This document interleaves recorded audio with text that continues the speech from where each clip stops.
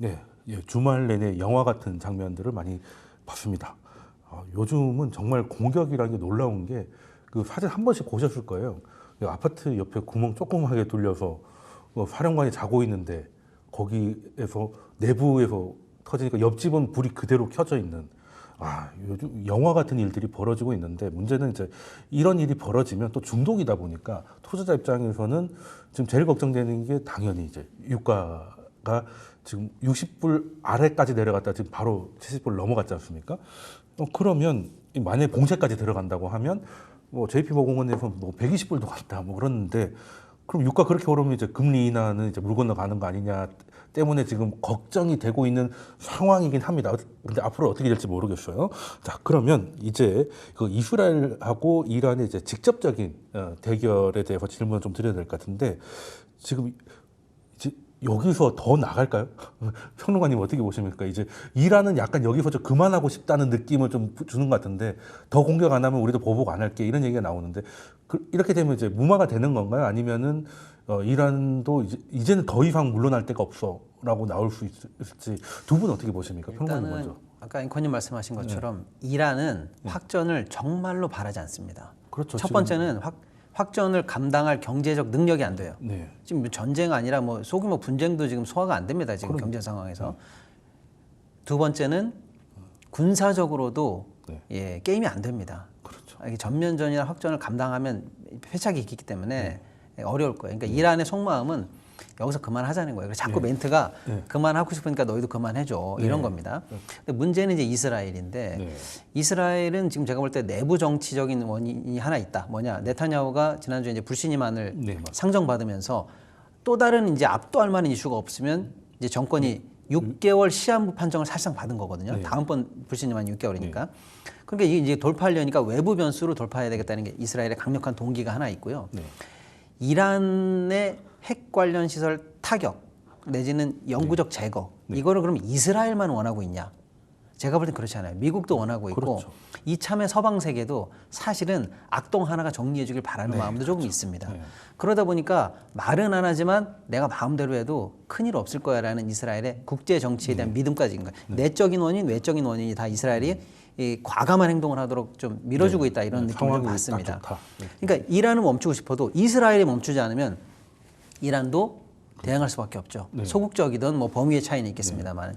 그래서 제가 볼 때 키는 이스라엘에 달려 있다 이렇게 보고 오늘 기준으로 제가 말씀드리기 좀 뭐합니다만 제가 볼 때는 당분간은 어느 정도 핵 관련해서 중요한 타격을 입혀서 아예 제거 불능 상태로 만들기까지는 이스라엘이 멈추지는 않을 것 같다는 그렇다면 결국에는 어느 정도의 범위 확전이냐만 달려있지 사태가 조금 길어지지 않을까가 저는 좀 우려가 되는 상황이다 이렇게 보고 있습니다. 그럼 이스라엘이 어느 정도 이어간다 하더라도 이란이 전력을 다해서 대응하지 않으면 이제 시장에서는 조금 이슈가 좀 떨어질 것 같다는 생각은 드는데 자 그러면 그 소장님께서는 지금 이스라엘이 지금 굉장히 몸이 달아 있는 것 같습니다.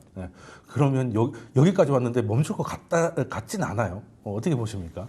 저는 의외로 빨리 끝날 수도 있다라고 저는 생각을 합니다. 근데 이제 지금 들어오기 전에 이제 지금 이제 확인되지 않은 뉴스들이 돌아다니는 것이 이제 미국이 이제 이스라엘을 도와서 공습을 할 가능성이 있다라는 얘기들이 돌아다녀요. 이제 그것이 사실이다라면 문제가 좀 커질 수는 있습니다만 그렇게 되면 그렇지만 않는다라면 저는 의외로 빨리 끝날 수도 있다. 그러니까 결국 지금 이제 그 평론가님 말씀하신 것처럼 이란이 지금 현재 그 경제 상황에서 전쟁을 할 수 있는 상황이 아니에요. 더군다나 우리가 이스라엘과 이란 사이에 이라크와 시리아가 존재하기 때문에 지상전은 불가능하죠. 이라크가 동의하지 않는 이상 그런 상황이다라면 결국 값비싼 미사일과 전투기를 통해서 해야 되는데 특히 이란 같은 경우는 전투기를 발진시킬 수 없으니까 값비싼 미사일을 쏴야 되거든요. 한 발당 뭐 수백억짜리 수십억짜리를 쏴야 되는데 이거를 뭐 계속 지금 자기네도 수백 발 있다 하더라도 실질적으로 초음속은 한 180여 발밖에 안 되기 때문에 이거만 다 쏴버리면 방공망이 이제 어스란되는 거죠. 그런 부분을 놓고 봐야 되고 이제 문제는 이제 이스라엘인데 근데 이스라엘 같은 경우 지금 이제 트럼프 대통령이 중요한 말을 했죠. 자기가 그 이란과 관련해서 강경주의자라고 생각했던 사람들이 지금 다 사라졌다. 그러니까 이제 저격 말씀하신 것처럼 그런 저격이 되면 그런 부분들이 일단 1차적으로 끝나고 그다음에 핵시설에 대한 부분들이 조금 되고 나면 오히려 이번에 G7 회담을 중심으로 해서 쉽게 저는 타결될 수도 있겠다. 그러니까 지금 입장에서는 둘 다 나름대로 출구 전략을 좀 바라볼 수 있다라고 생각을 해요. 더군다나 이스라엘도 정치적인 부분들이 있습니다만 지금 많은 이스라엘 국민들 입장에서 보면 그쪽도 군대를 안 가려는 성향들이 굉장히 강하대요. 이스라엘도 군대를 안 가는 방법이 간단합니다. 이스라엘은 6개월 군대 생활이지만 거기 보면 이제 이렇게 수염 기르고 이제 검은 옷 입고 좀 극단적인 이슬람주의잖아요. 극단적인 이슬람주의자라고 내가 선언을 하면 군대를 안 가요. 그분들은 군대 안 가거든요. 그런 부분들 그렇기 때문에 서로 그것도 이제 그 속에서 갈등이 일어나고 하는 부분들인데 그런 부분들을 놓고 보면 지금 상황에서 이제 뭐 우리가 호르무즈 해협에 대한 봉쇄 얘기가 나오는데 저는 굉장히 앞선 얘기다라고 봐요. 그러니까 전제가 호르무즈 해협이 봉쇄되면 $120 가는 건데 이프문이잖아요. 그게 돼야 되는데 지금 이제 예멘과 그 둘이 이제 막는다라고 하는데 그 안에 지금 5함대가 들어가 있거든요. 5함대가 들어가 있고 거기에 이제 항공모함이 한 대 들어가 있습니다. 6월 9일자로 들어가 있는 걸로 제가 확인을 했고요. 그런 상태에서 거기서 나오는 원유의 그 말씀하신 것처럼 70% 정도가 중국으로 가고 있어요. 그런 상태에서 중국과 미국이 과연 원하겠느냐. 라는 부분들을 놓고 보면 더군다나 사우디가 원하겠는데 사우디가 우리가 지금 관광한 것 중에 하나가 사우디가 중동 평화협정을 작년에 체결하려고 했었어요. 왜냐하면 사우디가 지금 네옴시티를 하고 있는데 네옴시티가 바로 이스라엘 밑에 있거든요. 그리고 사우디는 이제 수니파입니다. 이란은 시아파고요. 그렇죠. 서로 이제 좀 다르죠. 다르고 있는 상태에서 그런 상태에서 과거에 우리가 4차 중동 전쟁 때는 수니파, 시아파가 다 해가지고 헤즈볼라까지 다 꽁꽁 묻혀서 이스라엘을 타도하자라는 거였는데 지금은 그게 아니라 예를 들어 박시동 평론가님이 제가 막 흥분해 있는데 박시동 평론가님은 나는 상관없어. 그러니까 예를 들면 이런 거죠. 서로 우리는 지방 싸움이 더 부족도 달라. 우리는 파도 달라. 내가 왜 네 싸움에 내가 끼어들어? 라는 지금 형국이기 때문에 과연 사우디가 동의하지 않고 예멘이 동의하지 않고 더군다나 그렇다면 진의 힘으로 할 수 있느냐? 경제력으로 안 돼요. 더군다나 이제 미국이 함대가 항공모함이 들어가 있는데 미국이 가만히 있겠습니까? 미국한테 얻어맞으면 이거는 뭐 끝장 나버리는 거죠. 그렇기 때문에 저는 그러니까 관건은 거기 있다고 봐요. 제가 이제 박시동 평론가님과 이제 그 조금 이렇게 짧고 길고의 차이는 결국 이스라엘이 다른 사람 말을 좀 듣고 입안에 빠져나오느냐 아니고 그냥 나는 그냥 뭐 귀 닫고 눈 닫고 하겠다라고 하면 그 차이가 있지 않느냐. 그래서 그 분수령이 G7 회담이 될 거라고 저는 봐요. 그래서 거기서 장기전이냐 단기전이냐 결정나지 않을까 싶습니다. 저는 여기서 이제 우리 소장님 말씀하신 그 다른 사람이 말 그렇죠. 요게 뭐냐인데 미국입니다. 그렇겠죠. 미국이 지금 트럼프 대통령이 대통령 되기 전에 내가 취임하면은 첫날 종전한다고 얘기한 전선이 두 개예요. 러시아, 우크라이나, 팔레스타인. 그렇죠. 둘 다 지금 뭐 꼼짝 않고 있고요. 오히려 뭐 전황이 악화되면 악화됐지 뭐 변동이 없거든요. 이 상황에서 만약에 이스라엘, 이란이 확전이 간다. 그럼 사실상 이건 미국의 개입이거든요. 그럼 전선이 세 개나 되는 거예요. 미국이 여기서 어떤 스탠스를 취하냐가 일단 하나 중요하고요. 그 다음이 미국과 이스라엘이 만약에 이제 한 편이 된다고 했을 때 이란은 그런 편이 없냐?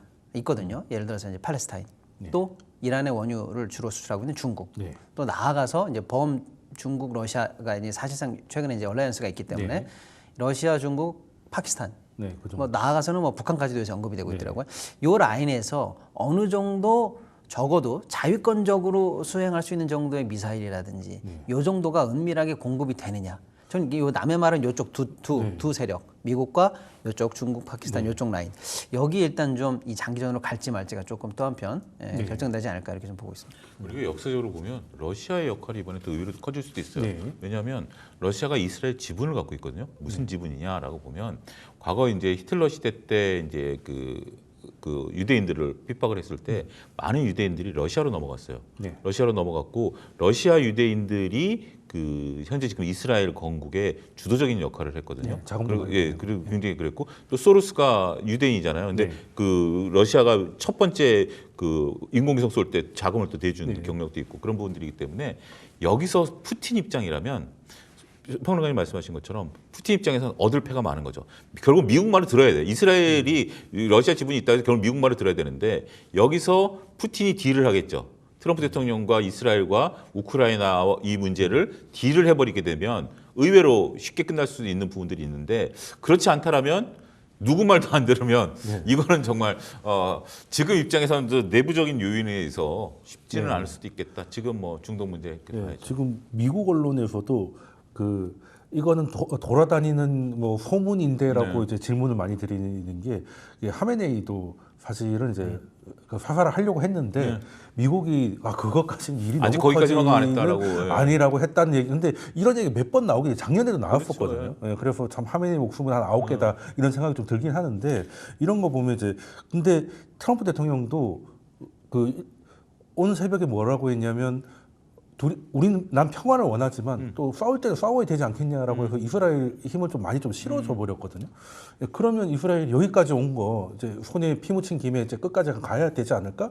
이 생각을 좀 하게 되는데 그러면 이제 우리 입장에서는 어찌됐든 이게 길어지면 유가는 더 뭐 공세를 하든 안 하든 간에 리스크가 높아지면 이제 유가가 높아질 것이고 그게 물가에 전이 되는 시간까지 만약에 끌어지면 이게 우리 입장에서는 좀 게다가 철강 같은 것도 좀 일본이 US 스틸 인수가 이제 가능해져 버렸잖아요.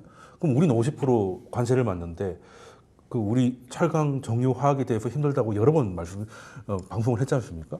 그러면 우리는 또 이 싸움에 본의 아니게 피해자가 되는 거 아닐까 이런 걱정이 드는데 국내 영향은 어떻게 보십니까? 근데 그거는 이제 저는 조금 그 부분에 대해서 조금 그런 게 우리가 우크라이나 전쟁이 지금 진행이 돼도 수출 쪽에 대해서는 아직 그렇게 큰 통제는 아니거든요. 네. 밀도 이제 평화적인 수출이 되는 부분들이고 이게 지금 핵심은 그건 것 같아요. 그러니까 전쟁이 터졌고 우리가 이제 지금 이게 도시적으로 보는 게 과거 4차 중동 정전 때 해협이 막혔었다라는 건데 1990년 걸프 전쟁 때도 이게 해협은 안 네. 막았고요.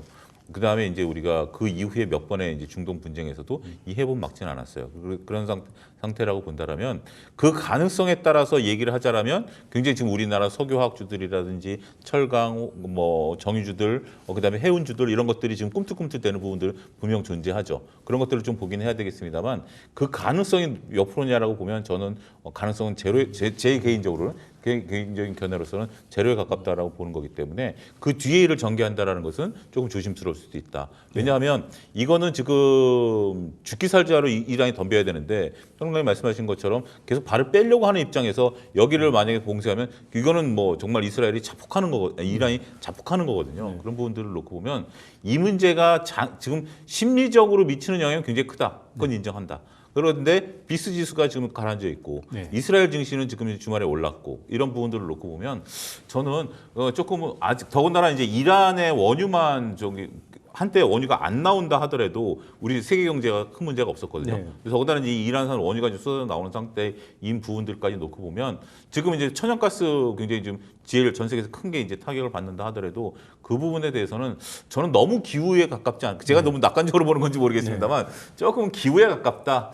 저는 조금 그런 네. 부분들을 말씀드리고 싶어요. 근데 걱정을 안 할 수가 없는 게 이렇게 직접 대결은 또 처음이기 때문에 네. 분쟁은 좀 해왔습니다만 뭐 하마스나 대리전 정도는 해왔지 그렇죠. 정말 테헤란에 F-35가 뜰 거라고는 생각을 못했잖아요.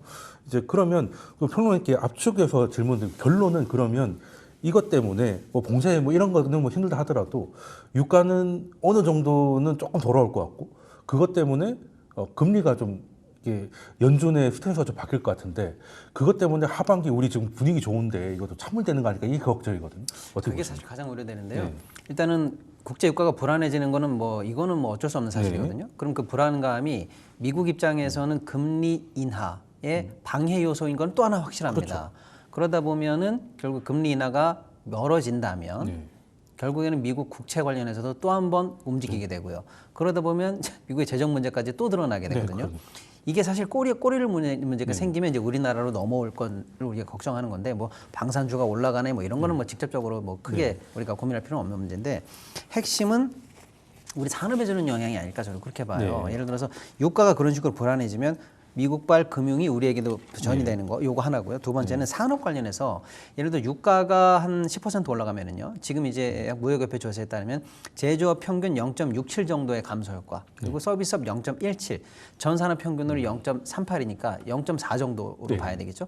이 정도의 감소 효과를 본다니까 안 그래도 회복에 급한 우리 입장에서는 마음이 급한데 타격을 줄 가능성이 그렇죠. 있고요. 비용 증가. 그렇습니다. 그다음에 지금 이번 달부터 바로 다음 달부터 공공요금 인상이 사실은 예고되어 있는 게 많거든요. 네. 지하철, 상수도, 전기가스. 근데 여기 관련해서 물가 추가 인상폭을 준다면은 내수 회복을 위해서 지금 안 그래도 노력하고 있는데 이 지표 관리를 더 어렵게 만드는 부분. 이런 부분에서 사실은 우리가 좀 더 직접적인 어려움을 겪지 않을까 그런 생각이 좀 듭니다. 특히 22년의 이제 아픈 경험은 전쟁의 직접적인 영향보다는 거기서 촉발된 인플레이션 때문에 우리 특히 주식시장이 굉장히 힘들었던 기억이 나는데 그래도 그때는 뭐 돈을 막 제로금리로 뿌릴 때고 지금은 미국의 기준금리가 한 4% 정도 되니까 뭐 그 정도까지는 걱정 안 해도 되겠습니다만 그래도 이게 장기화되면 우리나라 이제 비용 증가로 이익 감소가 예상되니까 그거를 잘 참고하셔라라는 말씀까지 듣도록 하겠습니다. 자, 오늘 두 분 말씀 여기까지 듣도록 하겠습니다. 지금까지 박시동 경제평론가님 그리고 차용주 경제연구소장님이셨습니다. 두 분 말씀 감사드립니다. 감사합니다.